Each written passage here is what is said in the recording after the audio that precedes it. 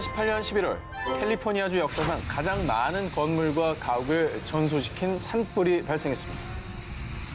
캘리포니아 북부 일대를 초토화시킨 캠프파이어를 비롯해 캘리포니아 남부 말리부에서 발생한 울시 파이어, 그리고 남부 벤투라 카운티에서 발생한 힐 파이어까지. 자, 무려 3곳에서 대형 산불이 일어난 건데요. 너무 놀랐어요. 네. 너무 광범위하게 빠르게 확산이 돼가지고. 저기서 나는 이제 연기들 있잖아요. 네. 그것 때문에도 굉장히 고통스러웠다고 하더라고요. 2차, 3차 피해가 가해지는 거죠. 자, 이 초긴급한 상황에 캘리포니아 전 지역에 걸쳐 무려 약 30만 명이 대피했고요. 당시 할리우드 스타들도 예외 없이 피난길에 합류. 캘리포니아주 말리부에 거주하는 레이디 가가, 올랜도 블룸, 윌 스미스 등도 급히 피신할 수밖에 없었습니다. That is very scary. 특히 배우 제라드 버틀러는 불에 타버린 자신의 집과 차량 사진을 SNS에 올리며 캘리포니아 전역에 고통스러운 시간이 계속되고 있어요 라며 처참한 상황을 알렸습니다. 아니, 본인 집이에요? 네. 그냥 사진만 보면 그냥 영화 찍다가 올린 것 같은 느낌인데. 예, 영화 이게, 세트 같은. 예, 실제 상황이라는 거잖아요. 그 실제 상황입니다. 파괴적인 산불은 마을에까지 번져 전봇대가 쓰러지고 불기둥이 치솟으면서 캘리포니아 약 620제곱킬로미터가 잿더미로 변했고요. 이 수치는 서울시 전체가 불에 탄 것보다 더 큰 규모입니다. 상상도 안 되는 그런 규모죠. 게다가 이 초대형 산불로 인해 숨진 이는 무려 86명에 달했습니다. 뉴스 보면서도 많이 놀랐는데 다시 봐도 놀랍네요. 네. 게다가 악마의 바람으로 불리는 센티에나 강풍까지 불어 불길 진압에 어려운 상황이 이어졌지만요. 이 최악의 산불을 잡기 위해 수천 명의 소방관들은 밤낮 없이 화마와 사투를 벌였고요. 결국 무려 17일 만에 완전 진화에 성공할 수 있었다고 합니다. 근데 이런 사고뿐 아니라 캘리포니아 지역의 산불 뉴스는 사실 되게 자주 본 것 같아요. 거의 매해 본 것 같다는 느낌이 있을 정도로. 네, 그렇습니다. 자, 매해 발생하는 산불의 주 원인은 캘리포니아주의 고온 건조한 날씨 때문이라고 합니다. 그래서 캘리포니아주의 여러 소방서에서도 미국 최초로 화재 현장에 화재 진압용 드론을 투입, 또한 화재 위험 감시 및 예방을 위해 총력을 기울이고 있다고 합니다. 마치 핵폭탄이 터진 것 같았다. 체르노빌 원전 사고 후 유럽 최대의 환경 재앙이다. 그 끔찍한 기억은 약 20년 전으로 거슬러 올라갑니다. 루마니아 북서부의 도시 바이아마레. 참고로 루마니아는 금과 석탄, 철광석 등 60여 종의 광물 자원을 생산하는 세계 10대 광물 생산국입니다. 그런데 유난히 폭우와 폭설이 심했던 2000년 1월, 바이아마레에 있는 A 금광에서 금을 추출할 때 발생하는 재련 폐기물을 보관하는 저수지 댐이 그만 범람하고 만 것입니다. 폐기물 댐이 어마어마한 양이었겠죠. 그럼 그 폐기물이 다 그냥 쏟아진 거예요? 그렇죠. 강으로 흘러들어간 거예요. 자, 그런데 그때 저수지에서 흘러나온 맹독성 물질 시아누아물이 수천 톤이 유출. 게다가 이 맹독성 폐기물은요, 루마니아 바로 옆 국가인 헝가리, 그 중에서도 무려 1000km에 육박한 티샤강으로 흘러들어갑니다. 어떡해. 야, 이게 이제 국제 문제까지 돼버렸네요. 그렇죠. 결국 시아누아물 오염으로 인해서 수백 톤의 폐사한 물고기들이 강 전역을 뒤덮을 정도였죠. 그 죽음의 그림자는 강물을 따라 시속 4km로 이동. 결국 약 250만 명이 식수원으로 이용하는 다뉴브강까지 유입되고 말았습니다. 사고 이후에 BBC에서는 티샤강을 두고 거의 죽은 상태라고 보도했습니다. 또 헝가리의 팔페포 환경장관은 티샤강 환경 복구에 최소 10년은 걸릴 겁니다. 라며 루마니아 정부에 적극 항의했습니다. 그런데 정말 뻔뻔스럽게도 루마니아의 안톤 블라드 환경장관은 재난이 심각하지만은 그 언론이 보도하는 그 정도는 아닙니다. 라며 보상 요구를 거절. 그리고 A금광을 공동 소유한 호주의 모 기업 역시 독극물 유출 정도는 과장된 거라며 책임을 회피했다고 합니다. 결국 사고 발생 2개월 뒤인 2000년 3월 유엔 환경계획의 발표 보고서에 따르면요. 저수지 댐의 범람 원인은 악천후와 설계적 결함 등이 복합적으로 작용한 결과로 추정했다고 합니다. 한편 루마니아 금광 폐수 유출 사고 이후 유럽연합은 루마니아 의회와 함께 금 제조 시 시안화물 사용 금지에 대해 논의를 하고 있지만요. 아직 뚜렷한 합의점이 없어 결렬된 상황이라고 합니다. 이 비극이 또 발생할 경우 이 독극물은 다시 우리가 마신다는 사실 꼭 명심해야 될 것입니다. 불바다, 어떡해. 정말 끔찍하지 않습니까? 불기둥 봐. 재앙입니다, 재앙. 무섭다. 무섭죠. 전쟁 난것 같아. 그렇죠. 영화의 한 장면 같아서. 마을에 있던 송유관이 폭발하면서 그 자리에서 바로 68명이 사망.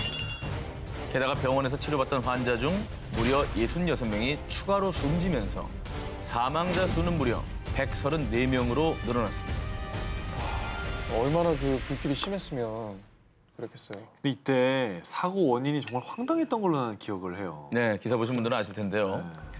그렇습니다. 한 마을을 초토화시킨 송유관 폭발 사고. 이 재앙의 시작은 다름 아닌 기름 도둑 때문이었습니다. 기름 도둑들이 기름을 훔치려고 송유관에 몰래 구멍을 뚫어놨는데 유압에 의해서 그 구멍에서 기름이 철철철철 분수처럼 세차게 뿜어져 나온 것이죠. 그런데 그 뜻밖의 기름 분수에 인근 주민 약 700여 명은 삽시간에 송유관 주변으로 몰려들었고요. 설마.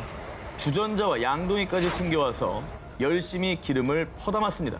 근데 저기서 불이 붙은 거구나. 자, 그런데 말입니다. 송유관에 구멍이 뚫린 지 2시간 만에 갑자기 펑 하고 커다란 폭발음과 함께 거센 불길이 번지게 됩니다. 주변 사람들이 점점 흐릿하게 보이더니 갑자기 몸에 불이 붙기 시작했어요. 온몸에 기름이 묻은 주민들은 곧바로 시뻘건 화염에 휩싸이면서 순식간에 그 일대는 불바다로 바뀌고 말았습니다. 아니, 저거 하면서 다 온몸에 기름 다 묻었을 거 아니에요. 저 다 막 분수처럼 쏟아지는데 당연하죠. 저 지금 움직이는 작은 불들이 사람이 사람이 불붙은 붙은 거잖아요. 거예요. 예. 어떻게 해? 도망간다고 수가 없잖아. 멕시코 검찰 조사에서는 당시 송유관 주변에 몰린 수많은 주민의 옷에서 발생한 정전기가 폭발의 원인인 것으로 추정을 하고 있습니다. 아, 진짜 허무하다. 근데 일단 저런 사태가 왜 벌어지게 된 건가요? 그 배경에는 멕시코 기름 부족 사태가 있었습니다. 매년 멕시코의 범죄 조직들이 송유관에서 수십억 달러 규모의 기름을 절도하자 결국 오브라도르 멕시코 대통령은 송유관 경비를 위해서 군인 약 4천여 명을 투입. 게다가 주요 송유관은 아예 폐쇄 조치하며 대규모 단속에 나선 겁니다. 하지만 이로 인해 피해를 보는 건 멕시코 국민들이었습니다. 송유관 단속으로 기름이 부족해지자 일부 주유소는 문을 닫아버렸고요. 그러자 전 택시기사인데 기름이 없으면 우리 가족을 먹여 살릴 수가 없어요. 막막합니다. 국민들이 주유소 앞에서 하루 종일 대기하는 사태까지 발생하면서 생활고 등 모든 것에 어려움을 겪게 된 것이죠. 송유관 폭발 사고 이후에 오브라도르 대통령은 피해자들에게 깊은 애도를 보냅니다. 이번 사건을 계기로 기름 도둑은 반드시 중단돼야 합니다라며 기름 도둑을 더 철저히 단속하기로 했고요. 그리고 송유관 폭발 사고 희생자들을 기리기 위해서 폭발 사고 지역에 추모비를 건립할 계획이라고 합니다.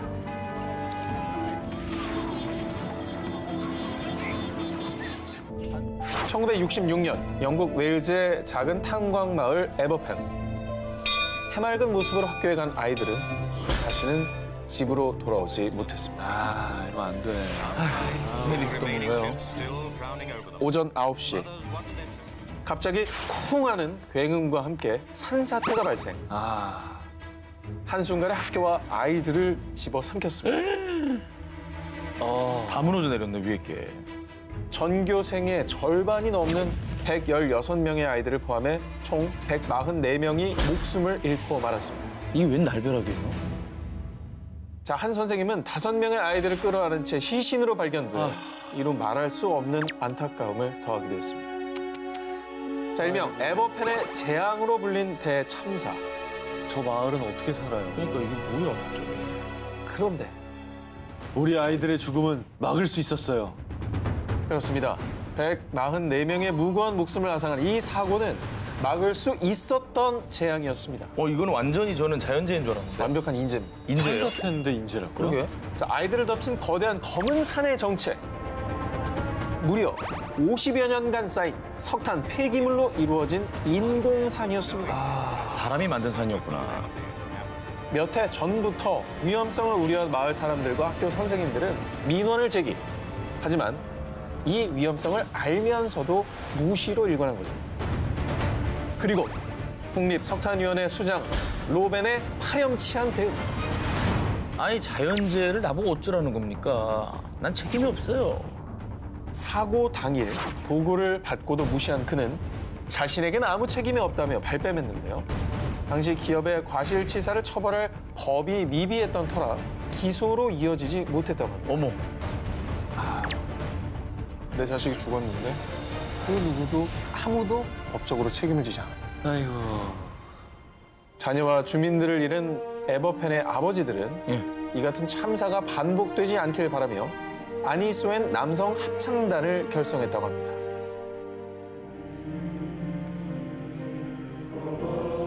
세월이 많이 지났구나.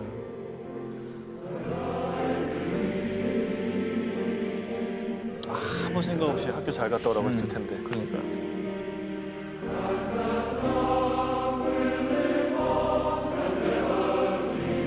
먼저 자식을 떠나보낸 그 마음을 그렇게 노래로나마 승화시킨 거죠. 참 살아서 사는 게 아니었을 거예요. 현재 대한민국의 가장 큰 자연재앙으로 불리는 미세먼지. 그리고 수십 년 전에 극심한 대기 오염으로 인해 무려 12,000여 명의 목숨을 잃게 된 대재앙이 있었습니다. 바로 영국의 그레이트 스모그입니다. 이건 뭐 역사책에도 나오는 일이죠. 우리가 스모그라는 거를 배울 때 늘 배경이 됐던 데 아니에요? 1952년 12월 5일 고기압권에 들어선 영국 런던 일대는 대류 순환이 멈췄고 순식간에 차가운 안개로 뒤덮였는데요. 영하로 떨어진 기온에 집집마다 난방을 풀 가동. 게다가 당시 런던은 도로교통을 전철에서 디젤 버스로 전환하던 시기입니다. 그래서 가정과 차량 등에서 배출되는 폭발적인 매연이 바람에 희석되지 못한 채 런던에 그대로 쌓이기 시작했습니다. 그 결과 인체에 치명적일 수 있는 아황산가스, 이산화황 등의 대기오염 물질이 농축돼 황산 스모그를 형성. 평상시 아황산가스의 최대 농도는 약 0.1 ppm이었으나 이때는 무려 0.7 ppm까지 치솟으며 런던 시민의 숨통을 조였습니다. 또 앞이 온통 뿌에서 가시거리가 30cm도 채 되지 않아 교통사고까지 계속 발생했습니다. 와. 그게 낮입니다. 저게 낮이라고요? 근데 교통사고가 문제예요. 난 숨도 못 쉬었을 것 같아요. 저 사진이 저게 지금 오후 2시예요. 네. 저게? 네. 제 기준으로 한 기자님, 오 기자님까지도 안 보이는 거잖아요. 이 정도가 겨우 보이는 거죠. 가시거리가 30이면 4일간 지속된 이 사상 최악의 대기오염 재앙에 약 3주 동안 집계된 사망자는 4천여 명. 1년간 폐렴, 심장 질환 등으로 사망한 이들이 무려 12,000여 명에 달했다고 합니다. 우와. 이후 전 세계적으로 환경 오염에 대한 경각심을 일깨우는 계기가 됐는데요. 1956년 영국 의회는 가정용 난방을 석탄에서 천연가스로 대체, 또 도시 주변의 화력발전소를 멀리 이전시키고 발전소 굴뚝 높이를 높이도록 하는 등의 청정대기법을 제정, 스모그 재앙을 막기 위해 총력을 기울였다고 합니다. 현재 영국 런던은 수십 년의 노력 끝에 스모그의 도시라는 오명에서 벗어날 수 있었는데요. 우리도 미세먼지를 물리치기 위한 실효성 있는 대책이 추진되길 바랍니다. 2016년 2월 초 대만 전역을 강타한 재앙. 바로 규모 6.4의 강진 때문이었습니다. 자, 그런데 진앙지인 가오슝 지역보다 더 끔찍한 재난과 충격을 안겨준 곳이 또 있었습니다. 자, 가오슝에 인접한 타이난 지역. 17층짜리 주상복합 아파트 웨이관진롱은요. 완전히 넘어가 그야말로 쑥대밭이 되었습니다. 이 건물에서만 114명의 사망자가 발생했습니다. 아이고. 그 지금 보면은 누가 그냥 밑을 자른 것처럼 넘어졌어요. 건물이 넘어갔어. 자, 그 이후 너무나도 황당한 사연들이 있었습니다. 자, 건물의 구조를 책임졌던 건 저 깡통들이었던 것. 뭐야 저게? 말도 안 돼. 저걸로 지었다고? 시멘트 양을 줄이려고 시멘트를 원래 채워 넣었어야 되는 부분에 깡통을 집어넣은 거네. 아, 저런 생각을 어떻게 하냐? 그거 저 원가 아끼려고? 기준 강도에 맞지 않은 철근을 사용. 또 필요 자재를 3분의 1만 사용하는 등 그 결과 건물의 하중 수용력이 무려 44.3%, 내진력은 16.3%나 줄었다는데요. 대만 언론에서는 더우프저 공사, 자, 두부 찌꺼기로 지은 건물이라고 표현. 그리고 당시 건설사 대표와 건축가, 기술 고문 등 관계자 5명을 긴급 체포했는데요. 근데 이게 뭐 지진이 아니더라도 분명히 언젠가 닥칠 재난이었네요. 그냥 지진이 없었어도. 자연재해보다 더 끔찍한 건 바로 인간의 이기적인 욕심이 아닐까요? 33년 전 우크라이나 중북부 도시 체르노빌에서 발생한 전대미문의 재앙. 참혹한 그날로 돌아가 보겠습니다. 구소련이 지배하던 체르노빌에 원자력 발전소가 들어섰는데요. 그런데 1986년 4월 26일 실험 도중 한 연구원의 조작 실수로 돌이킬 수 없는 끔찍한 사고가 터지고 맙니다. 당시 체르노빌 원자력 발전소에서 4기의 원자로를 동시에 가동하던 중 4호기가 폭발. 폭발 약 4분 만에 소방관 10여 명이 현장에 도착. 뒤이어 지원 요청을 받은 발전소 직원과 소방대원 약 1000여 명은 거대한 불길을 잡기 위해 총력을 기울였는데요. 그런데 당국의 조치라고는 무려 36시간이나 지난 뒤에야 인근 프리파트시의 주민 5만 명에게 임시로 대피 명령을 내린 정도였습니다. 심지어 사고 4일 뒤인 4월 30일엔 우크라이나의 수도 키예프에 노동절 퍼레이드가 진행됐는데요. 당시 이곳에 약 수십만 명이 모인 걸로 추정이 되는데 당시 정부에서는 그 어떤 경고도 하지 않았다고 합니다. 사람들 다 오염된 거네요. 다 오염된 거죠. 눈에 안 보이니까 그죠? 거짓말한 거죠. 당시 냉전 상태였던 소련과 미국, 국가의 위신이 걸린 일이었기에 최고 지도자였던 고르바초프는 주민들의 패닉을 막기 위해서였다라는 말도 안 되는 이유로 이 대참사를 은폐했습니다. 여기 진짜 대국민 사기극입니다. 저게. 지금까지 이어지는 패닉으로 결론이 난 거 아닙니까? 저 당시 패닉을 막았을지 모르겠지만. 하지만 방사능의 재앙은 스웨덴의 과학자들에 의해 곧 전 세계에 밝혀졌고요. 이후의 대참사는 세기의 종말, 세상에 존재하는 지옥 체르노빌이라고 보도가 됩니다. 그 뒤에 죽음의 재라 불리는 방사능 낙진이 유럽 전역에 출현. 사고 이후 6개월 만에 응급처치로 건설된 콘크리트 방호벽. 그러나 보이지 않는 공포, 방사능의 재앙은 계속 이어졌습니다. 체르노빌 원자력 발전 사고 발생 5년 뒤인 1991년 4월 22일 당시 소련 정부가 대외적으로 인정한 사망자 수는 원전 직원 2명, 소방대원 29명, 단 31명뿐이었습니다. 하지만 1994년 이후 우크라이나에서는 암과 백혈병 환자가 급증을 했고요. 또 2006년 세계보건기구에서 발표한 보고서에 따르면 원전 인근 30km 내 주민과 사고 수습에 투입된 총 인력 약 60만 명 중 무려 4천여 명이 사망했을 것으로 추정을 했습니다. 와. 꺼지지 않는 불, 원자력, 인류에게 재앙을 부를 수도 있는 이 판도라가 절대로 함부로 열리지 않도록 우리가 반드시 지켜내야 할 것입니다. 2004년 12월 인도네시아의 수마트라 해안에서 규모 9.1의 지진이 발생해 23만 명이 목숨을 잃었습니다. 2010년 칠레에서는 규모 8.8의 지진으로 500여 명이 사망했습니다. 그리고 2011년 2만여 명의 사망자와 실종자를 낸 동일본 대지진까지 끔찍한 비극이 이어져 왔는데요. 아, 정말 비극이었죠. 네.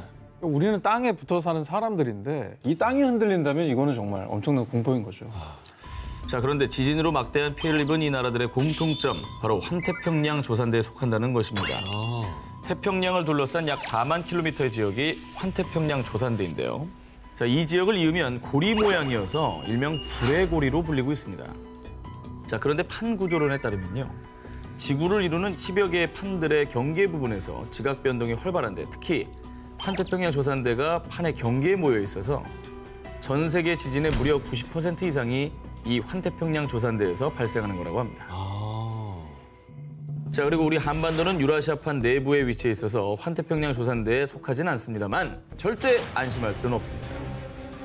2016년 9월 10일 대한민국을 대혼돈에 빠뜨린 사건.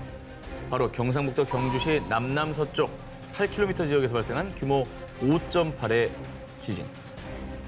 이것도 끔찍했죠. 남 얘기가 아닙니다. 이 경주 지진은 1978년 기상청에서 계기 지진 관측을 시작한 이래 한반도 최대 규모의 지진이었다고 합니다. 그리고 또 2017년 11월 포항 북구 북쪽 9km 지역에서 일어난 규모 5.4의 지진이 발생합니다. 이에 무려 2천여 명의 이재민이 발생했습니다. 그리고 건물 956채가 파손되는 등 막대한 피해가 발생했죠.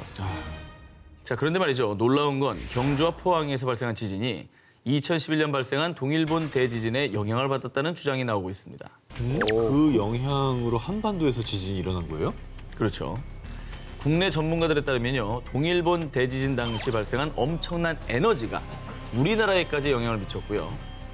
이 충격에 단층이 헐거워지면서 작은 충격에도 지진이 발생할 수 있다는 것입니다. 실제로 기상청의 한 지진 전문 분석관은 동일본 대지진 이후 한반도의 지진 빈도가 늘어났다고 전하기도 했습니다. 근데 사실 일본 같은 경우에는 뭐 그거에 대비해서 건물도 뭐 그런 설계를 많이 하잖아요. 내진 설계. 우리는 잘 안 하고 있지 않나요? 문제점 많을 것 같은데 우리나라는. 그렇습니다. 국내에서는 1988년이 돼서야 6층 이상 또 10만 제곱미터 이상 건물에 대해서만 내진 설계가 의무화되기 시작했습니다. 자, 그러니까 그 이전에 지어진 건물이 지진 위험에 크게 노출돼 있는 것이겠죠. 그리고 지진 때마다 나오는 이름이 있죠. 필로티 구조.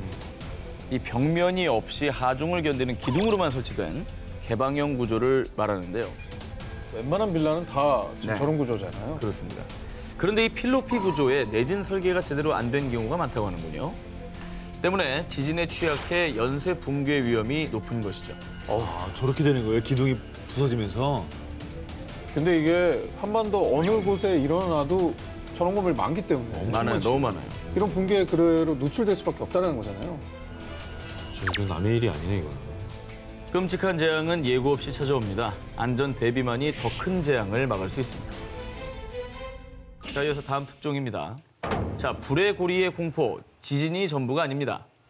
지난 12월 9일 뉴질랜드를 공포에 몰아넣은 소식. 뉴질랜드 화이트 아일랜드 화산 폭발. 불의 고리. 환태평양 조산대에 속하는 뉴질랜드의 화이트 아일랜드에서 예고도 없이 화산이 폭발해서 21명이 숨지는 사건이 발생했습니다. 하늘을 거의 뒤덮었네요. 저거 너무 무섭다. 그런데 더 심각히 우려가 되는 건요. 뉴질랜드 화이트 아일랜드 화산 폭발 이후 환태평양 조산대 이 불의 고리의 활동이 심상치 않다는 분석이 쏟아진 것입니다. 뉴질랜드에 이어서 1월 9일 멕시코 수도 멕시코시티 인근의 포포카테페틀 화산이 폭발, 이어서 1월 12일에는 필리핀의 탈 화산에서 무려 15km 높이의 화산재 기둥이 치솟으며 분화해서 수천 명이 대피하고 수도권 일대가 마비되는 상황까지 벌어졌습니다. 그러니까 이게 한 달 사이에 말씀하신 대로 3번이나 큰 화산이 폭발을 한 거잖아요. 그렇습니다. 자, 현재 지구상에 있는 활화산은 약 850여 개로 집계가 되고 있습니다. 이 중에 무려 약 75%가 환태평양 조산대에 밀집해 있어서 이 공포감은 더 이루 말할 수가 없는 상황입니다. 진짜 뭐 다 우리나라 근처에 있네요. 네. 아니 최근에 그래서 그 영화도 히트했잖아요. 그 백두산 폭발을 주제로 했던 영화 백두산. 이거를 보면은 정말 만약에 저런 일이 일어나면 어떻게 될까? 우리나라는 그래서 화산 폭발 가능성이 있는 거예요? 자, 아까 말씀드린 대로 이제 한반도는 불의 고리, 환태평양 조산대로부터 비켜나 있긴 하지만요. 결코 안전지대는 아닙니다. 실제로 946년 발생한 백두산 폭발은요. 지구 역사상 가장 큰 화산 폭발로 꼽히는데요. 당시 방출된 화산 에너지는요. 히로시마 원자폭탄 에너지의 무려 16배, 동일본 대지진의 무려 4배에 해당될 것으로 추측된다고 합니다. 진짜 그럼 정말 사상 최악의 화산 폭발이었네. 그죠. 실제로 여러 전문가들은요. 백두산이 우리에게 신호를 보내고 있다고 주장을 하고 있습니다. 2003년부터 백두산에서 균열과 산사태가 발생하기 시작을 했고요. 또 2004년 백두산의 한 계곡 인근에서 말라 죽은 나무들이 관찰됐는데 전문가들은 이를 지하에서 표출된 유독가스를 주된 요인으로 추정을 하고 있습니다. 무섭다. 근데 백두산 화산 전조 현상이라고 우리가 생각하게 된다면 야 이거는 막을 수가 없잖아요. 그렇죠. 그거 만약에 정말 폭발하면 어떻게 되는 거예요? 국내 한 전문가는요. 만약에 946년에 일어난 백두산 분화의 단 1% 수준의 분화만 일어나도 북한의 함경도와 양강도 지역의 300만여 명의 주민이 재해 영역에 포함이 되고 천지 아래 이산화탄소가 분출되면 반경 50km 내에 있는 사람과 동물들이 무방비로 질식사할 수 있다고 추정을 했습니다. 진짜 무섭다. 지하 깊은 곳에서 여전히 들끓고 있는 마그마. 재앙을 미리 막을 수 있는 시스템 구축과 재해 대응에 대한 매뉴얼 반드시 꼭 마련돼야 할 것 같습니다. 2010년 10월 헝가리 서부 베스프렘주의 한적한 시골 마을 데베체르를 뒤덮은 붉은색 진흙. 자, 이 의문의 붉은 진흙은 무려 1, 2m 높이의 너울을 이루며 맹렬한 기세로 온 마을을 집어삼켰습니다. 어머나. 저기 뭐야? 정말 붉은 진흙이네. 홍수 같은 거예요? 차가 떠내려가는 거야. 엄청나죠. 마을을 덮친 붉은 진흙의 정체. 같은 주에 있는 알루미늄 공장의 유독성 폐기물 저수지가 무너지면서 약 70만 세제곱미터, 드럼통 약 350만 개 분량의 폐기물 찌꺼기가 마을로 흘러든 건데요. 자, 인체 치명적인 발암 물질과 중금속을 함유한 이 폐기물 찌꺼기는요. 데베체르 마을을 포함 콜론타르, 송로바샤레이 등 6개 마을의 하천과 농토 그리고 가옥 280채를 뒤덮으며 그야말로 마을을 초토화시켰습니다. 더욱더 끔찍한 일은 이 폐기물 찌꺼기가 동유럽에서 식수로 사용하는 다뉴브 강으로까지 흘러들어갔던 겁니다. 자, 그런데 말입니다. 더 안타까운 일은 이 독성 폐기물 유출 사고는 사전에 충분히 막을 수 있었던 문제였다는 겁니다. 이건 무슨 말이야? 글쎄요, 이게 무슨 소리예요? 저수지가 터진 거는 피치 못한 사정이었던 것 같기도 하고. 자, 이 사진은요, 2010년 6월, 그러니까 참사가 일어나기 넉 달 전에 촬영된 항공 사진인데요. 저기 보시면 댐을 타고 흐르는 붉은색 폐기물이 이 흘러나오는 거 보이시나요? 어디요? 저기 빨간색 동그라미로 징후가 나왔던 겁니다. 균열이 있었네, 그러니까. 그렇죠. 자, 알루미늄 공장에서는요, 폐기물 저수지를 꼼꼼하게 점검하지 않았고 헝가리 정부 역시 공장의 시설 감독을 철저히 하지 않았기 때문에 사고가 벌어진 겁니다. 정말 너무 황당하네요. 근데 그 폐기물 찌꺼기가 저렇게 유출되는 것까지도 지금 전혀 몰랐던 거예요, 그러면? 놀라운 사실은 공장 측에서는 이걸 알고 있었다는 거예요. 알고 있었다고? 네. 그게 더 문제네요. 자, 그리고 이 엄청난 사건이 터지고 난 이후에도요. 유출될 폐기물 찌꺼기는 해로운 물질이 아닙니다. 피부에 닿지만 않으면 정말 괜찮다고요. 이렇게 정말 말 같지도 않은 말로 해명을 내놨다고 합니다. 아니, 피부에 안 닿을 수가 있냐고. 무슨 말이에요, 뭐예요? 집이 다 무너져 내려가는데 어떻게 피부에 안다? 헝가리 정부는 이 사건 뒤에 피해 지역의 주민들을 이주시킨 뒤 오염된 지역을 복구시키려 뒤늦은 노력을 했다고 하는데요. 하지만 현재까지도 여전히 헝가리 마을 곳곳엔 오염 물질의 흔적이 남아있다고 합니다.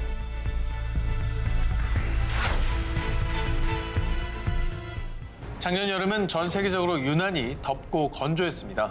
그래서 산불 소식이 많았는데요. 자, 그중에서도 2017년 6월 17일 포르투갈의 중부 지역 레이히아주에서 발생한 산불은 63명의 사망자를 포함해 무려 100여 명이 넘는 부상자를 낳았는데요. 자, 이 산불은 포르투갈 전역에서 60년간 발생한 산불 중 최악이었다고 평가할 정도였습니다. 그런데 그때 사면초가와 같은 상황에 놀라운 기지를 발휘해 가족과 마을 주민 등 12명의 생명을 지킨 한 여성이 있었습니다. Rebentar, dá a impressão que eram as garrafas do gás. Era horrível. Os tronos aqui, eram as chapas das coberturas, pelos ares. 이 놀라운 사건의 전말, 수도 리스본에서 동북쪽으로 200km 떨어진 산악 지역에서 발생한 산불은 산비탈을 타고 다른 지역까지 급속도로 확산되었습니다. 이미 소방대원 수백 명과 소방차 160여 대가 출동해 산불과 사투를 벌였지만 불길은 사그라들 기미가 보이지 않았는데요. 자, 그래서 다들 구조만을 기다릴 수는 없는 상황. 하지만 고속도로 바로 옆 마을인 노데이리뉴의 주민들은 도로 진입로가 끊겨 꼼짝없이 마을에 갇히고 말았는데요. 이때 마리아는 포기하지 않고 탈출을 시도합니다. 자, 그러나 그녀는 혼자가 아니었죠. 거동이 불편한 95세 노모가 있었는데요. 엄마, 얼른 차에 타요. 이곳을 빠져나가야 돼. 애미는 늦었다. 너라도 얼른 도망가라. 하지만 절대 포기할 수 없는 딸의 의지는 불길만큼이나 끈질겼죠. 그런데 마침 그때 마리아의 눈에 포착된 이것. 뭔가요? 물탱크였습니다. 오. 자, 물탱크를 보고 불을 피할 수 있는 안전지대라고 생각한 그녀. 이윽고 그녀와 어머니 그리고 마을 주민을 포함한 12명은 이 물탱크에서 서로의 몸에 물을 끼얹으며 무려 6시간을 버텨냈고요. 무사히 가족과 주민들은 화마에서 벗어날 수 있게 되었다고 합니다. 아유, 다행이다. 그러니까 그 열기가 올라오고 그러니까 계속 물을 껴든 거예요. 게다가 불만 중요한 게 아니라 사실 열이 중요해. 그렇죠. 이거에 당하는 사람이 굉장히 그렇죠. 많은데 마리아의 기지가 아니었다면 꼼짝없이 불길에 갇힐 뻔한 사람들. 자, 꼭 기억하시길 바라겠습니다. 그 어떤 재난에서도 절대 포기해서는 안 된다는 걸 말이죠. 2010년 4월 14일 오전 7시 49분경 중국 칭하이성 위수현에서 규모 7.1의 강진이 발생했습니다. 이 지진으로 인근에 있는 제1민족중학교는 기숙사를 비롯해 교직원 숙소, 강의동 건물까지 맥없이 무너져 내렸습니다. 아유, 오전 시간이고 학생들도 많았을 텐데 피해가 굉장히 컸겠어요. 그런데요, 놀랍게도 이 학교에 있던 학생과 교직원 903명 중 부상자는 단 한 명도 없었습니다. 아니, 찰과상도 없었다고요? 없었습니다. 말이 됩니까? 사망자도 없습니다. 아니, 지진이 뭐 3, 4도 아니고 7이라면서요. 7이죠. 이 대규모 강진이 발생하기 2시간 전 모두 밖으로 나가세요. 어서 일어나. 집합! 집합! 한 남자가 외치는 다급한 목소리에 학생들은 영문도 모른 채 모두 일어나서 밖으로 나왔습니다. 전교생을 깨운 이 남자의 정체. 누구예요?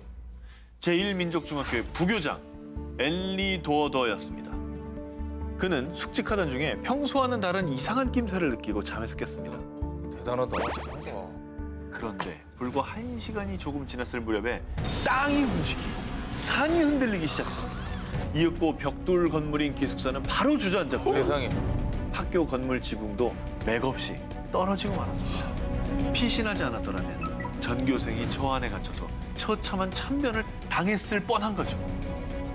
그 혹시라도 말 안 듣고 그냥 누워있는 애들이 있었으면 큰일 날 뻔한 거 아니에요? 근데 뭐 다행히 한 명도 없었던 거죠. 전원 구조니까. 한편 옐리 도더 부교장이 이런 기지를 발휘할 수 있었던 까닭. 2년 전에 있었던 중국 쓰촨성 대지진 이후에 수시로 지진에 대비해 연습을 해왔는데 정말 학생들이 무사해서 다행입니다. 사실 그냥 이런 경험을 헛되이 이렇게 넘긴 게 아니라 다 기억하고 있다가 그 기지로 이제 학생들을 살린 거잖아요. 그렇죠. 아, 정말 그때 노력이 헛되지 않은 것 같아요. 네. 형형색색의 트리와 거리마다 울려 퍼지는 캐럴. 가족들과 함께하는 행복한 연휴 크리스마스. 그런데 자, 이 크리스마스의 여운이 채 가시지도 않은 그날 세계를 큰 안타까움에 빠뜨린 대재앙이 일어나고 맙니다. 바로 지난 2004년 12월 26일 인도네시아를 덮친 거대한 쓰나미. 아유, 쓰나미. 이 일로 쓰나미란 용어가 많은 분들께 알려지기도 했었죠. 맞아요. 예. 당시 인도양 쓰나미로 희생된 목숨만 23만 명. 그중 인도네시아 수마트라 섬 북부에서만 무려 17만 명의 부상자와 이재민이 발생했는데요. 자, 이때 수마트라 섬 북부 아체에 살고 있던 세프티 랑구티의 가족도 이 불행을 피해갈 수 없었습니다. 갑작스럽게 집을 집어삼킨 지진과 해일에 4살 난 딸 자나아와 7살 배기 아들 아리프가 쓸려간 건데요. 남편 세프티 랑구티와 아내 자말리아는 남매 행방, 아니 생존 여부조차 알 수 없어 무척 괴로워했고요. 쓰나미에 휩쓸려간 자식들을 찾기 위해 온 동네에 전단도 붙이고 또 정부에 찾아달라고 요청하는 듯 밤낮 없이 매달렸습니다.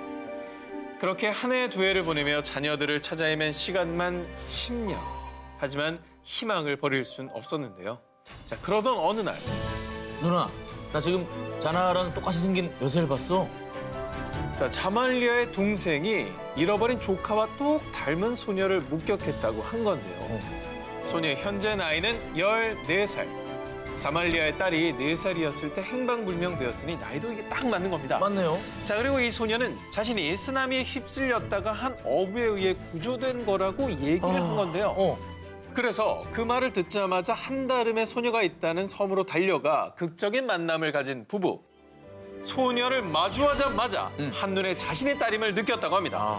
또 부부의 딸 자나 역시 엄마 자말리아에게 안기는 순간 마치 오래전부터 함께 지내었던 것처럼 익숙하고 편안한 기분을 느꼈다고 합니다. 아이고.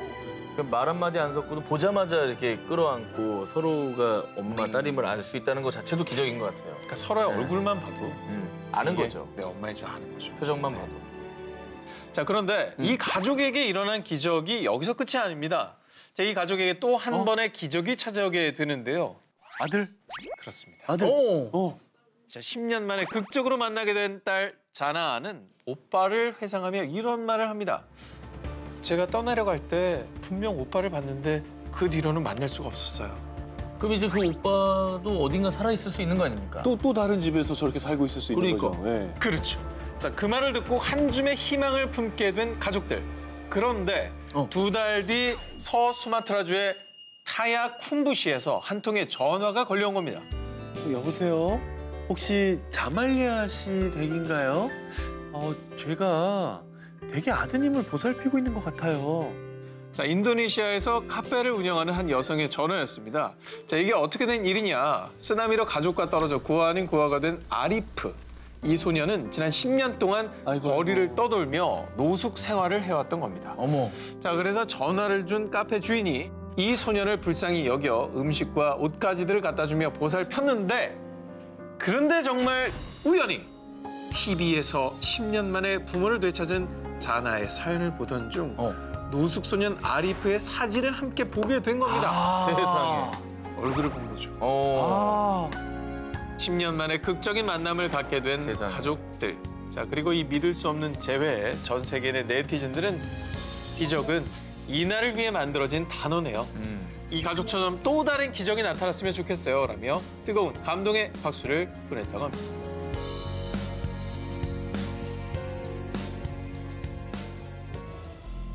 (2010년 4월 20일) 영국의 석유 전문기업 B사는요, 여느 때처럼 미국의 루이지애나주 앞바다 멕시코만에서 석유 시추선 딥워터 호라이즌 호를 통해서 시추 작업에 한창이었습니다. 그런데 바다에서 석유를 뽑아내는 파이프인 시추관에서 이상 징후를 감지, 그리고 얼마 뒤 배 전체를 뒤흔드는 폭발음과 함께 거대한 화염에 휩싸이고 말았습니다. 이 사고로 현장 인부 11명은 그 자리에서 사망. 그 뒤에 계속된 끔찍한 사고, 아니 재앙. 시추관이 부러지면서 파괴된 해적 구멍에서는 무려 87일간 약 490만 배럴의 원유가 쏟아져 나오게 됩니다. 정말 말도 안 된다. 멕시코만에 근접한 해안 지역은 정말 하루하루 죽음의 바다가 되어갔습니다. 검은 기름때를 뒤집어 쓰고 제대로 날지도 못하는 펠리컨이 수두룩하고요. 멸종 위기의 희귀 바다거북 캠스 라이들리도 무려 609마리가 죽은 채 발견됐습니다. 지역이 완전 그냥 생태계가 다 파괴가 돼버린 것 같아요. 완전 파괴시킨 거고요. 미국 정부는 사고 후 멕시코만과 근접한 루이지애나, 미시시피 등 4대주에 어업 재난 상태를 선포, 매년 수산물을 24억 달러, 한화로 약 2조 5천억 원을 생산하는 루이지애나주는 모든 어업 활동이 중단됐습니다. 그런데 이 최악의 해양 재난이 더욱 안타까운 건, 아니 또 분노하게 만드는 건, 이 사건이 이미 예견된 사고였다는 겁니다. 이것도 예견된 거예요? 그렇죠. 영국의 석유 전문기업 B사는 비용 문제로 정기적인 안전검사를 무시했고요. 석유 시추 작업을 강행했습니다. 게다가 근로자들이 심야에 잠에서 깨는 것을 방지하기 위해서 경보 장치를 꺼놨다고 합니다. 말도 안 돼. 갖은 작업 끝에 2010년 9월에 사고가 난 해저 유정은요, 밀봉이 됐습니다, 일단. 하지만 이미 유출된 기름으로 망가진 생태계는 언제 복구될지 모르는 상황입니다. 영국 원유 시추회사 B사가 미국에 24조 원을 배상하기로 했지만 돈으로는 어떤 것도 보상할 수가 없겠죠. 앞으로는 부디 이런 끔찍한 재앙이 반복되지 않길 바랍니다.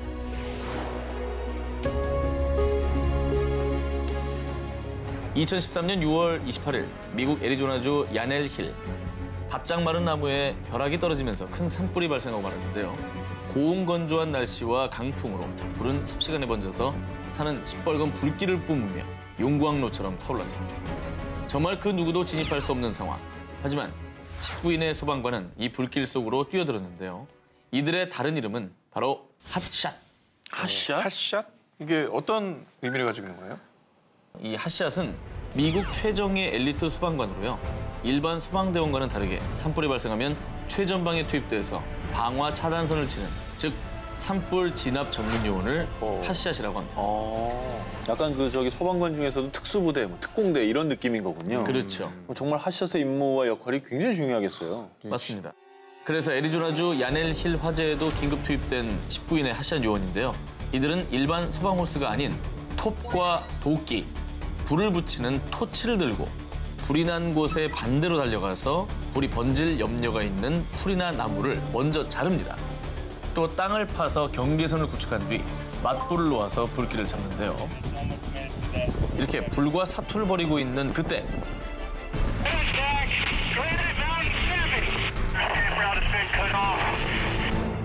갑자기 예기치 않은 돌풍으로 도저히 진압할 수 없는 속도로 번진 불. 19명은 그만 그 불 속에 갇혀서 안타깝게 숨을 거두고 말았습니다.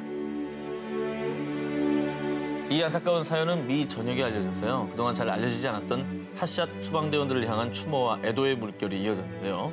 그리고 더 안타까운 건 희생된 핫샷 요원들이 20, 30대 청년들이었다고 합니다. 당신들의 숭고한 희생 정신을 결코 잊지 않겠습니다. 작년 6월 영국 런던. 화염에 휩싸인 24층 아파트의 모습이 생중계되며 전 세계를 충격에 빠뜨렸었죠. 화재가 발생한 곳은 영국에서도 가장 경제적으로 번성한 런던 한복판 켄싱턴 지구였는데요. 하지만 화재가 일어난 그ren펠 타워는 120가구, 약 600명 정도가 거주하는 곳으로 입주민은 주로 제3세계에서 온 이주민들과 난민들이 대부분이었습니다. 하필 가장 어려운 상황에 있는 분들이 모여있는 아파트여서 더 안타까움을 자아냈죠. 그렇습니다. 자, 사망자 71명을 비롯해 무려 400여 명의 희생자를 낸 이 최악의 화재. 자, 화재의 원인은 4층에서 시작이 됐습니다. 파이어로 인해 냉장고가 폭발했고 불꽃이 건물 외장재를 타고 24층 꼭대기까지 이어진 겁니다. 자, 소방차 40여 대와 소방관 200여 명이 투입됐지만 불길을 잡기엔 역부족. 결국 50분 만에 그ren펠 타워는 완전히 타버려 흉측한 몰골로 남고 말았는데요. 좀 더 빨리 진압할 수 있지 않았을까 싶은데 그럴 수 없었던 뭐 이유가 있습니까? 네, 자 켄싱턴 지구 화재 참사를 막을 수 없었던 건 소방차가 들어갈 수 있는 아파트의 진입로가 고작 한 곳뿐이었고요. 그ren펠 타워의 외장재는 화재에 매우 취약한 저렴한 소재를 사용했습니다. 또 알루미늄 사이에 플라스틱의 일종인 가연성 폴리에틸렌을 넣어서 불이 더 쉽게 옮겨 붙었던 겁니다. 자, 그리고 무엇보다 더 충격적이었던 건 스프링클러나 화재 경보기 같은 화재 대비 설비가 전혀 없었다는 거였습니다. 그러니까 고장난 것도 아니고 아예 없었다는 거잖아요. 그야말로 뭐 예고된 인재였던 건데요. 충분히 막을 수 있었던 재난이라 더욱더 가슴이 아픕니다. 2017년 4월 29일 미국 텍사스주에 불어닥친 강력한 토네이도. 당시 도로를 달리던 차 한 대가 빗길에 미끄러져 강물에서 전복되는 사고가 발생했는데요. 아이고, 어떻게도 저렇게 됐대? 토네이도 힘이 어마어마하잖아요. 와, 물이 지금 차오르고 있거든요. 불고 있죠. 저 되게 위험한데. 문도 안 열릴 거야. 차에 타고 있던 사람들은 극한의 공포를 느끼며 탈출을 시도했지만 거센 물살 때문에 차 문이 열리지 않았고요. 꼼짝없이 침수된 차에 갇히고 말았는데요. 이대로 있다가는 자칫 끔찍한 참사가 발생할 수도 있는 상황. 그런데 이때 이봐요, 괜찮아요? 우리가 구해줄게요. 급박한 위기의 상황에서 구세주처럼 등장한 사람들. 우연히 사건 현장을 목격한 남성들이 차량에 갇힌 사람들을 구하기 위해 다급하게 급류로 뛰어듭니다. 급류로? 어머, 어떻게 저기 계시네. 한두 분이 아니네. I need a knife! A sharp knife! Come on! Get your ass in the water! 본인도 떠내려갈 수 있는데. 그러니까 지금. 저 물이 금방 불어나고. 그래. 지금 저 성인 남성이 이겨내기 가는 걸 쉽지 않아. 힘들어하잖아요. 겨우 간다고요. 와. 그런데 이런 급박한 상황에서 구조 활동을 하던 시민들은 또 한 번 충격에 빠지고 마는데요. 또 뭐야? We got a baby! Call 911, baby! 아이가 있다고? 아기가? 차량 뒷좌석 카시트에 4개월 된 남자아이와 18개월 된 여자아이가 있었던 겁니다. 그럼 묶여 있을 거네요, 또. 묶여있죠. 그렇죠. 카시트니까. 이 어린 남매를 구하기 위해 시민들은 다시 한번 필사적으로 힘을 모았습니다. 절실한 마음이 만든 초인적인 힘 때문일까요? 시민들은 간신히 어린 두 남매를 구조하는 데 성공하는데요. 아, 진짜 구했어? 나왔어. 지금 저거 맞죠? 빨간 분. 안고 지금. 있지 않습니까, 뒤에? 네, 빨간데 옷 입으신 분. 빨리 인공호흡 해야지. 아이고. 아기가 살았어야 될 텐데요. 어떻게 됐습니까? 어떻게 있어요? 자, 안타깝게도 이 구조된 아이들의 숨소리는 금방이라도 끊어질 듯 너무나도 미약했습니다. 어떻게? 1분 1초가 긴박한 상황. 구급차가 도착하기까지 기다릴 시간이 없었습니다. 시민들은 이 작고 소중한 아이들을 살리기 위해 빠르게 심폐소생을 진행했고요. 그리고 그 결과 제발. 물었다. 와, 이거 영웅이네. 진짜 웬일이니. 진짜 다행이다. 아, 숨소리가 미약하다 그랬잖아요. 그냥 행인이었을 텐데 어떻게 보면. 그렇죠? 그렇게 시민들은 꺼져가던 생명을 살렸고요. 이후 구조된 아이들의 부모까지 가족 모두 병원으로 이송돼 치료를 받고 건강하게 퇴원했다고 합니다. 아유, 웃는 거 봐. 다행이다. 아유, 살았다. 다행이다. 건강하네. 세상이 각박하다. 사람 원래 악한 존재다. 이런 거 얘기 듣다가도 저런 거 보면 아니라고 생각 들어요. 희망은 있죠. 2019년 4월 15일 전 세계가 충격에 빠진 사건 기억하시죠? 바로 860년 역사를 자랑하는 인류의 문화유산 프랑스 노트르담 대성당 화재 사건이 있었습니다. 성당 첨탑에서 시작된 새까만 연기와 불길은 무려 14시간 동안 타올랐고요. 이로 인해 19세기에 만들어진 성당의 첨탑과 13세기부터 내려오던 목조 지붕이 붕괴, 가슴 아프도록 큰 피해를 보고 말았습니다. 정말 황당했죠. 이게 너무나 비현실적이라고 느껴지더라고요. 황망하네, 진짜. 화마가 핥히고 간 노트르담 대성당. 화재 이후 인류에게 남은 숙제는 이 무너진 노트르담 대성당을 복원하는 것. 그래서 노트르담 대성당 화재 직후 프랑스 시민들이 뜻을 함께 모았습니다. 바로 노트르담 대성당 복원을 위해 시민들이 자발적으로 모금 운동을 한 건데요. 한 사파가는 노트르담 대성당을 그린 엽서를 판매해 수익금을 기부했고요. 앙티브의 레스토랑에서는 주말 매상 전액을 성당 복원 사업을 위해 기부했습니다.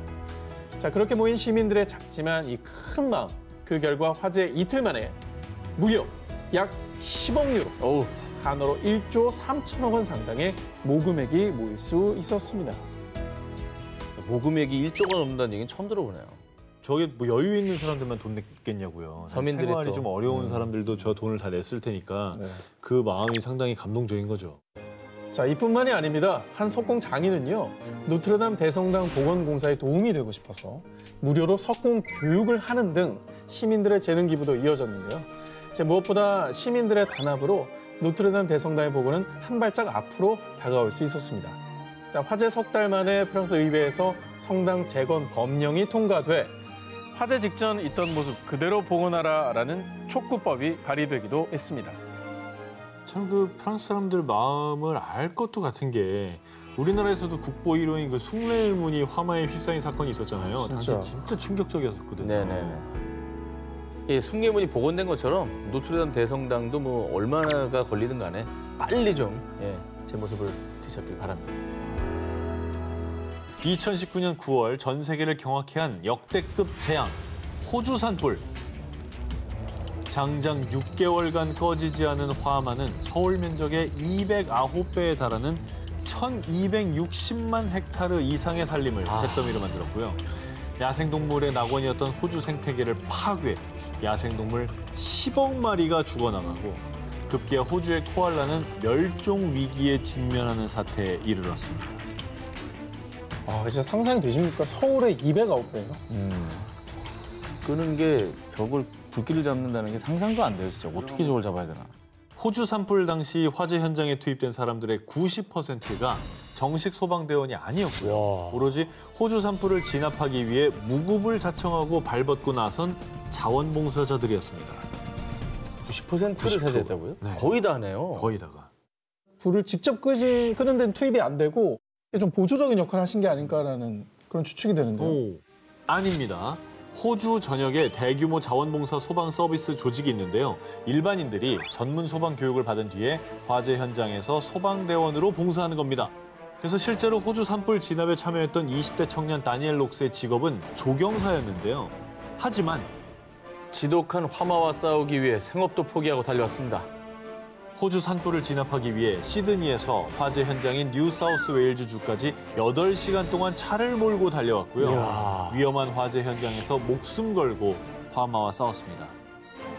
이 밖에도 전 세계 각국에서 고통받는 호주를 돕기 위해 힘을 보탰습니다. 미국, 캐나다 등 다른 국가의 소방대원들이 호주 산불 현장에서 활약했고요. 전 세계 각국에서 기부 행렬도 이어졌습니다. 저 상황에 직면하면 그렇게 행동하기가 쉽지는 않잖아요. 마음은 그래도. 내가 화상 입을 수도 있고 가스 마시면 내가 힘들어질 수도 있고. 내가 질식할 수도 있는데 대단하네. 대단한 거죠. 끔찍한 재난 앞에서 지역도 국경도 없이 하나가 된 사람들. 그들이 있었기에 희망의 씨앗이 피어날 수 있었습니다. 2019년 8월 브라질의 낮이 사라졌다. 연기로 뒤덮인 상파울루. 이게 낮이라고? 한낮입니다. 헤드라이트를 켜고 다니는데? 2019년 7월 브라질 북부 아마존 열대우림 지역을 덮친 대규모 산불 때문이었습니다. 엄청난 산불이었죠, 정말. 와, 믿기 좀 힘들죠. 그러니까 저 재 때문에 해가 들어와도 안 들어오는 것처럼 돼버린 거죠. 자, 걷잡을 수 없이 빠르게 번지며 무려 한 달이 넘도록 이어진 대규모 산불. 그 결과 8월 중에만 서울 면적의 4분의 1이 넘는 무려 약 29,000 제곱킬로미터의 열대우림이 화마 속에 사라졌고요. 그리고 화재 연기는 바람을 타고 약 2,700km나 떨어진 상파울루 상공까지 뒤덮은 겁니다. 이거 어떻게 생긴 거래요, 저 산불은? 그러게요. 산불의 시초는 방화를 멈춰야 합니다. 아마존 산림을 파괴하는 게 아니라 보존의 바탕을 둔 경제를 대안으로 찾아야 합니다.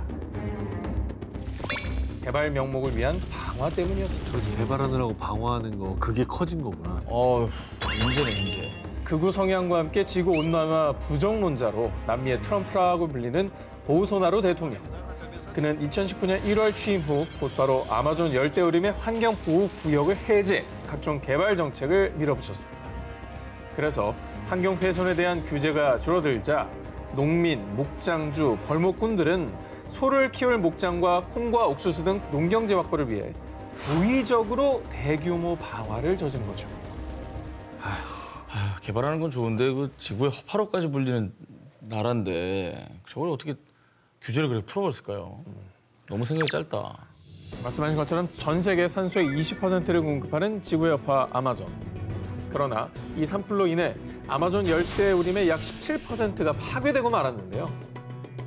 한 과학연구소의 카를로스 노브레 박사는 아마존이 20% 이상 훼손되면 큰 재앙들이 불어닥칠 겁니다. 라고 경고하기도 했는데요.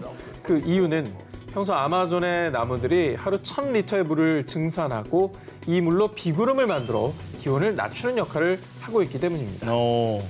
그것도 지금이나 이 정도 예상하는 거지 실제로 저런 엄청난 변화가 생기면 더 얼마나 엄청난 일들이 생길지 진짜 알 수 없어요. 예상 불가능하다는 게 가장 큰 공포겠죠. 정말 예상 불가능해요.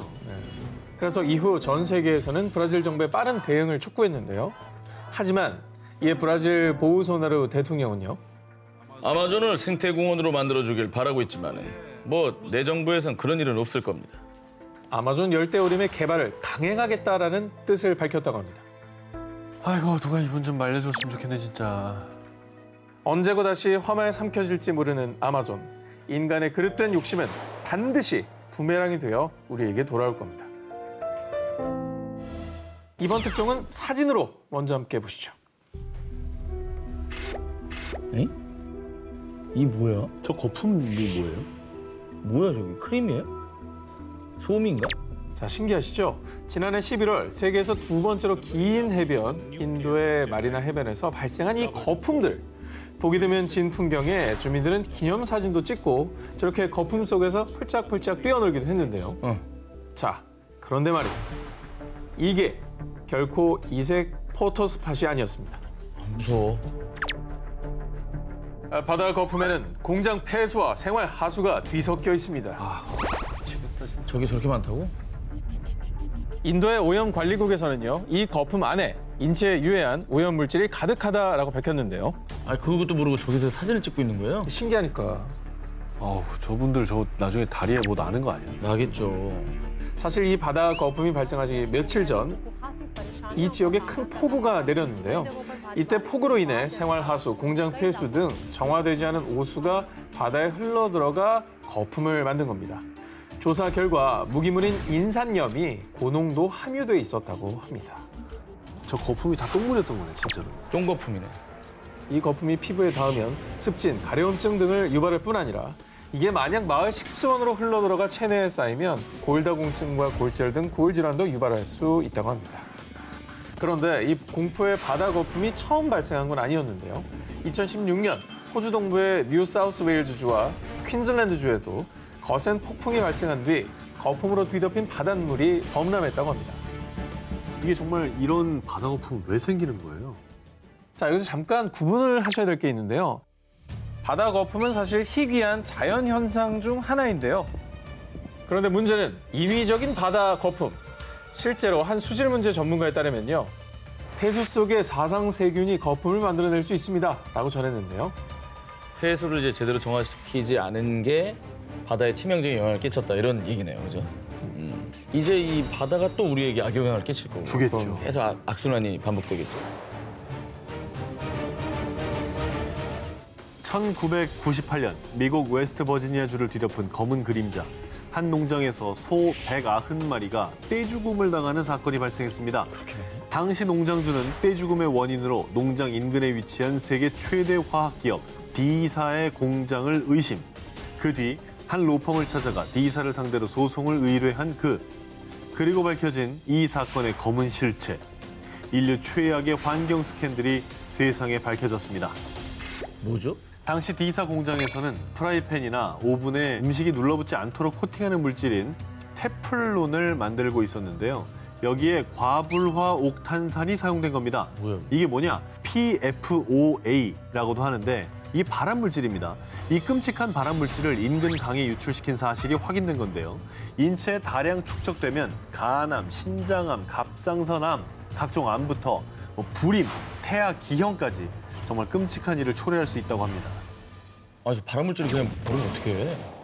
아니 근데 그걸 알면서 배출했다고 하면 그게 어떻게 사람입니까? 아니 모르고 했으면 그래도 뭐라고 할 판에 지금 뭐 근데 화학 알면서. 전문 기업이잖아요. 알았을 것 같은데 발암물질을 그냥 강으로 흘려보냈다는 거예요 지금? 사람들이 마시는 물이잖아요. 지어서 오염시킨 거 아닙니까? 맞아요. 자, 그런데 또 한 번 밝혀진 D사의 추악한 민난.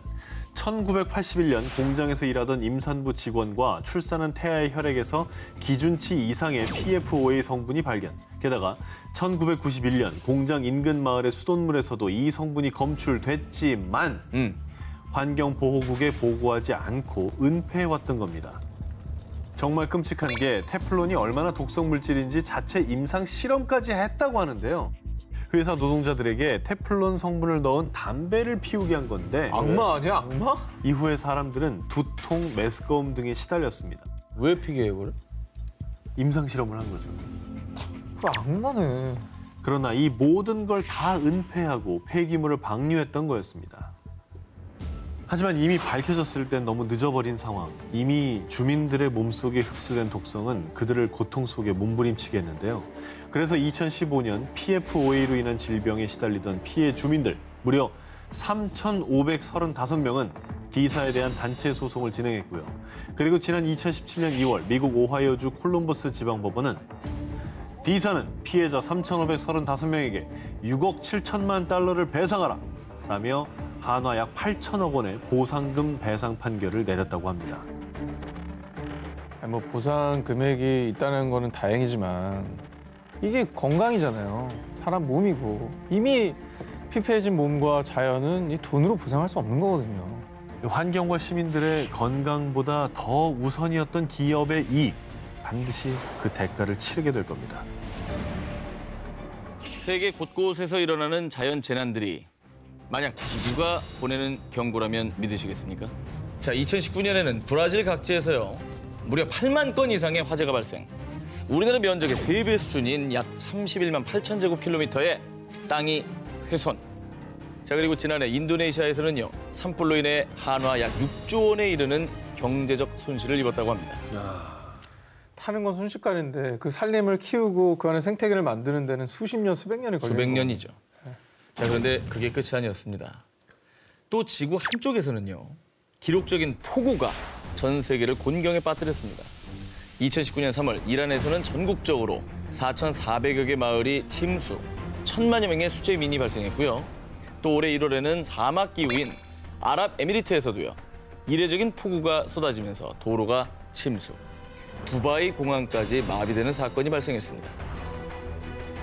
정말 한쪽에서는 불, 한쪽에서는 물. 뭐 극과 극의 재난이 모든 사람들에게 피해를 끼친 건데 대체 왜 이런 일이 이렇게 많이 발생하게 된 걸까요? 자, 전 세계에서 벌어진 극단적인 재난 상황을 두고 여러 전문가들이 내놓은 견해입니다. 연구 결과 지난 50년간 인도양 쌍극자 현상이 더 일상화된 것으로 보입니다. 라는 의견을 내놨습니다. 자, 인도양 쌍극자란 인도양의 동쪽과 서쪽 부분에 해수면 온도 격차가 극심해지는 현상인데요. 인도양의 서부, 동아프리카는 수온 상승으로 강수량이 급증. 또 반대로 수온이 내려간 인도양 동부는 강수량이 감소, 가뭄 현상이 극심해지는 것이죠. 아, 이쪽은 완전히 건조해지고 이쪽은 완전히 습해지는 거구나. 그렇습니다. 자, 그럼 그 인도양 동쪽 일대 중에 가장 큰 영향을 미친 곳이 어디냐? 바로 호주입니다. 잘 아시겠지만 호주 산불을 악화시킨 큰 원인으로 폭염과 가뭄이 꼽히기도 하죠.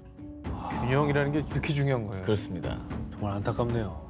근데 인도양 쌍극자가 이게 뭔지는 설명해 주니까 알겠는데 이게 네네. 원인은 뭐 밝혀졌습니까? 잘 모르죠. 실제로 모르죠. 잘 모르겠어요. 모르죠. 자, 이렇게 인도양 쌍극자 현상이 일어나는 원인을 두고요. 연구한 전문가들은요. 지구가 뜨거워진 지난 50년간 인도양 쌍극자가 더 일상화됐습니다라며 지구온난화로 인한 재난에 무게를 두고 연구가 활발히 진행 중이라고 합니다. 지구가 뜨거워져서 빚어진 재난이 너무 많은 것 같아요. 우리나라에서도 어떤 재난을 번질지 자연재해가 일어날지 남의 얘기가 아니거든요. 지구가 보내는 경고를 우리가 이 사인들을 무시해서는 안 될 것 같습니다. 이게 마지막 경고일 수 있습니다.